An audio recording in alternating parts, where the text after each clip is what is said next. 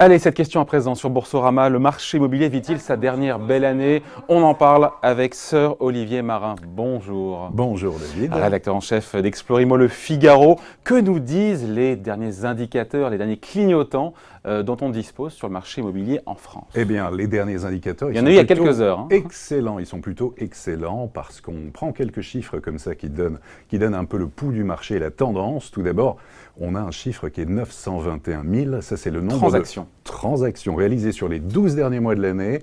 On n'a jamais vu ça. On n'a jamais vu ça même en données brutes. Au temps des belles années 2007 et quelques. Absolument, là ce serait du jamais vu. En tout cas, on part sur un trend, on sera peut-être un petit peu en dessous, mais en tout cas 921 000 ventes sur les 12 derniers mois de l'année. À titre de comparaison, on était à 846 000 un an plus tôt. Ça, ce sont les actes authentiques de vente fournis par les notaires. Et puis, hier, effectivement, beaucoup d'agents... Donc, chiffre très fort sur les transactions. Transactions très forts. Les réseaux immobiliers l'ont confirmé, comme La Forêt, Guy Hockey, exactement. Ensuite, on a... Mais c'est un peu la conséquence, en fait, de cette fluidité. On vend, on achète des biens immobiliers. Ça passe très souvent aussi par le fait qu'il n'y a quasiment pas de négociation. C'est la hausse des prix. Alors, la hausse des prix, on est à plus 4% sur un an, en moyenne, pour les appartements. Alors évidemment, il y a des disparités. À Paris, on est à près de 9 000 € du mètre carré. À Bordeaux, à 3 500, mais c'est une hausse de 10 à 15% sur un an. Et puis, on a des villes, les grandes villes, qui augmentent de 3 à 4% par an. C'est Lyon, Marseille, Lille, etc., etc. Et puis, tout ce qui permet d'acheter, d'acquérir un bien et qui fonctionne évidemment et qui dope et qui booste le marché, c'est évidemment les conditions d'emprunt qui sont favorables, ce sont les taux de crédit.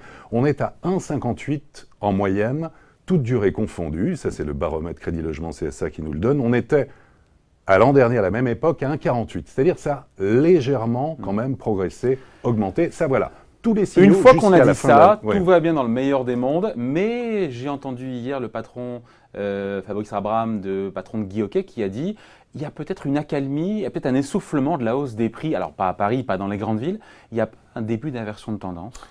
Oui, alors sur les prix, moi je n'y crois pas. Je pense que ça va continuer à augmenter, en tout cas dans les grandes villes.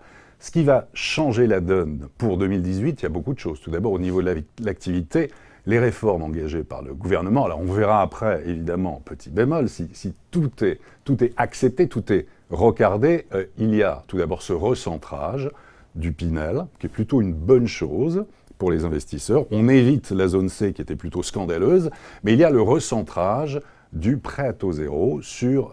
aux mêmes conditions. Aux mêmes conditions, mais qui exclut la zone C. La zone C, c'est très important, ce sont les campagnes, c'est tout ce qui est périurbain, et c'est là où énormément de primo-accédants font appel au prêt à taux zéro pour notamment faire construire une maison individuelle. Ça, c'est quand même des milliers, des dizaines de milliers de personnes, d'acquéreurs, en moins l'année prochaine. On ajoute l'APL Accession aussi qui permet à des dizaines de milliers de jeunes ménages modestes d'acquérir et d'acheter leur logement social. En fait, ils ne pourront plus le faire l'année prochaine. Il y a de l'APL Accession. Il y a de l'APL Accession, absolument. Ils ne pourront plus le faire l'année prochaine. Ça fait pas mal en moins. Vous rajoutez l'IFI, alors difficile pour l'instant de voir l'impact. En tout cas, sur la fortune immobilière. ISF New Look. Absolument. Mais psychologiquement, on a vu des propriétaires bailleurs qui avaient l'impression d'être pointés du doigt. On ne va pas reparler de la rente immobilière, mais également lorsqu'Emmanuel Macron a parlé devant les préfets en demandant aux propriétaires bailleurs de baisser de 5 € leur loyer. Voilà, ça a été mal perçu. Donc, tout ce qui est investisseur aussi sur l'immobilier, il se pose des questions. Est-ce qu'il n'y a pas deux poids, deux mesures? Est-ce qu'il n'y a pas aussi une fracture